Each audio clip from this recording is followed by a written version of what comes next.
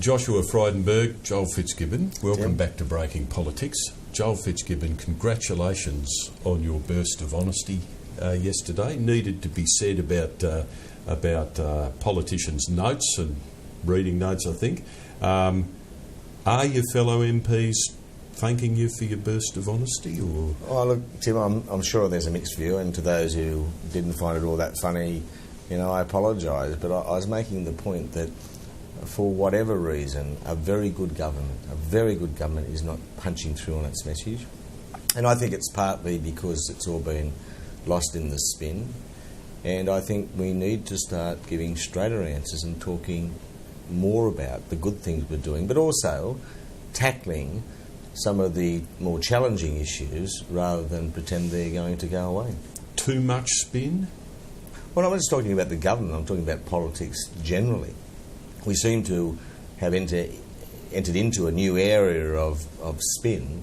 I don't know whether it's driven by social media and the proliferation, I suppose, the 24-hour news cycle, etc. But I do detect in my own communities that people are sick and tired of politicians who think the art of politics is to avoid the question when what they want to hear is the answer to the question. Because Doug Cameron said this morning, for goodness sake, Julia Gillard ought to, paraphrasing him, tone down the spin, get rid of the spin and just come through without it.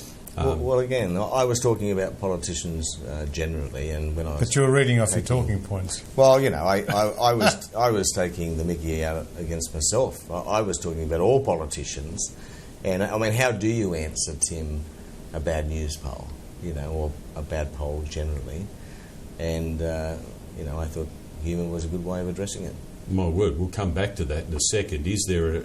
Are we too controlled by spin in politics now, Joshua Frydenberg? Is it? I don't think so. On our side of the political fence, you've got members of Parliament who go out there and speak their own mind. You're going to make this a partisan issue. No, but obviously the leader sets. You're a genius, Josh. Obviously, the leader sets the tone, and his senior shadow cabinet ministers, in our case, give what the party's view is. But there and is you toe the line. Well, not always. I mean, there are certain things I've gone out He's there. very rebellious. There's certain things I've gone out there against the so-called party line. But at the end of the day, we all represent our own communities, as Joel said, and those communities expect us to be honest with them and with the broader Australian community and to advocate for their best interests, not just our party's best interests. Philip Adams wrote this week that a lengthening number of Labor heavies have told the Prime Minister it's time to go. Has anyone in Labor told Julia Gillard that? I don't think that's right, Tim. No one's told her that? No, not that I'm aware. Well, what about the 8 cabinet ministers who are sitting on the backbench and the like? I mean, they must have all told her it was time for her to go. Well, I'm sure each and every one of them has a view about the party's direction, but I'm not aware of anyone that's told Julia Gillard anything like that. What have they told her about our situation and what's going to happen in September?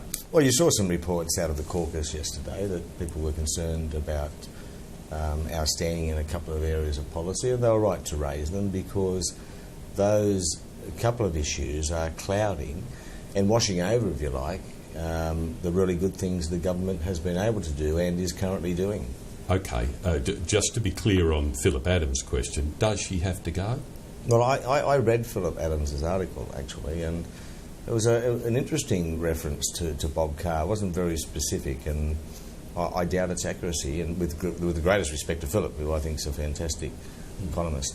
What do you think, though, on the question of whether she needs to go? Well, Tim, I'm not going to dwell on it. I've made a million public statements on this in the past. We had an event a couple of months ago. In the lead up to that event, I took the view that the party might have had a better chance at the next election if we'd chosen a new direction. But the caucus has spoken, and that's well behind us now, and that matter is done and dusted. Is there any way that leadership could be revisited now? Any way? No, Tim. Look, we're now, 101, 102 days out from an election. and we've got to get behind the leader, start selling our policies more effectively, because this is a government which has some very big achievements under its belt. Okay, but for 4 months now, the Gillard government has been flatlining in the opinion polls. You were honest about those yesterday. The truth is, isn't it, that the end result of that is, unless something dramatic or profound happens, Labor will lose on September 14th by a lot? Well, people like to invoke the 1993 election where, of course, John Hewson stumbled at the finish line, or near the finish line, and that's always a possibility, and we all live in hope that that's where we end up. Truthfully, though, and yesterday you seem to acknowledge this, almost certainly there's a disaster coming for Labor here, isn't there? Well, I've said many times that I'm concerned at the period on which we've sat on 32% of the primary vote, or thereabouts, give or take a couple of aberrations, and that's not a winnable position, and we need to do better. I gave the party one option a couple of months ago. It wasn't taken. We now need to get behind the leader and find better and more effective ways of selling our policy achievements. Malcolm Turnbull says that Bill Shorten is trying to turn the asbestos issue into a national panic. Is he really doing that, Joshua Frydenberg? Has it really been whipped up that much by the government? It is being whipped up by the government, and Bill Shorten has a lot to answer for here, because in 2009 he was warned in a letter about the dangers posed by digging up these pits where asbestos lay, and the government has not done enough since then to deal with the issue. Now, the number one priority has to be the safety of the workers and the community. Everyone agrees on that. But this has bring back memories of the Pink Bats fiasco, where the government didn't do its homework, where it didn't prepare for this eventuality which had been warned of. Okay, is there guilt here on the government's part of trying to stir this issue up now to get some attention? I think just the opposite, Tim. I mean, the opposition has been struggling on the NBN front. They are losing the battle for the hearts and minds of the electorate on NBN. The community supports it, and supports it very, very strongly. And sadly, they're using asbestos and all the dangers and threats that go with it to human beings as a segue back into that debate, in the hope of turning that debate around. I find that very, very disappointing. Clearly, the asylum issue is now front and centre in the minds of Labor MPs as they look at these polls. How much of Labor's problem do you think has been its failure perhaps just to communicate its message on asylum, let alone actually correct the problem? Well, I think the point Laurie Ferguson was making is that we do have a reasonable story to tell on boats, and we have been, if you like, as a government, a victim of an enormous surge out of certain countries, in circumstances outside the control of any Australian government. And we've put in place some very, very solid policies off the expert panel review. Have we been out? Well, it has worked, Tim. And sorry, flows, it has worked. But hang on. Well, hang on a minute. There's 100 people. It would have worked better, Tim, if these guys would get out of the way and let us pass all our initiatives through the Parliament. But the flows from what I call the traditional countries, places like Sri Lanka and Afghanistan, have fallen off. The surge has been from new countries like Sri Lanka and economic refugees. And of course, Tony Abbott says he's going to turn the boats back. We've been putting them on the planes and sending them home, Tim. That's what we've been doing.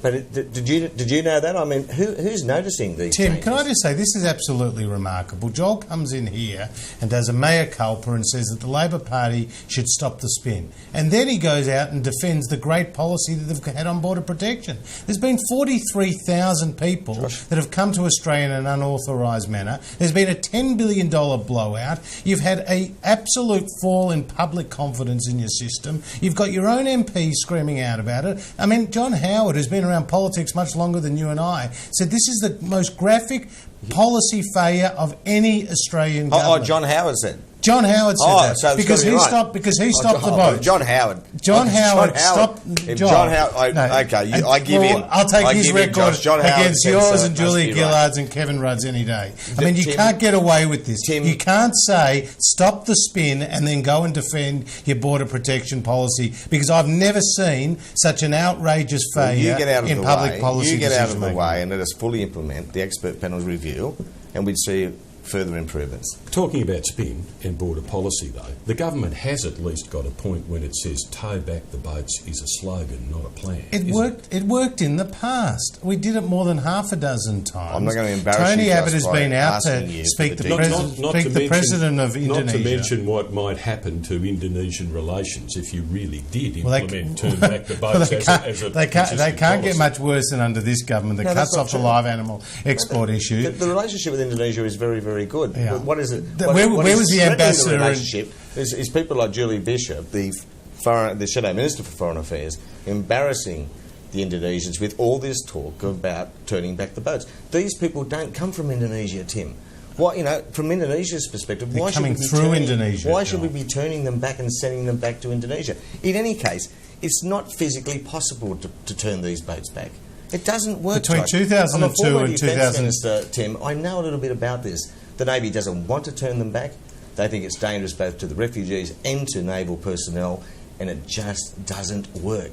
Don't let the facts get in the way, of your political debating point. When John Howard was in power between 2002 and 2007, there were only 10 boats or less that came to Australia. And it had nothing with to more do than with push 250 factors. No, it had all to do with There weren't many boats deterrent trying factors. to come to Australia, Oh, right. Josh. What about Because before of 2002? Because of the absence of push factors. What about This, before this 2002? this issue, of course, will almost certainly get settled after September 14 when we see how well a new government manages to stop these boats. We're out of time, but it's, as always, great fun talking to you guys.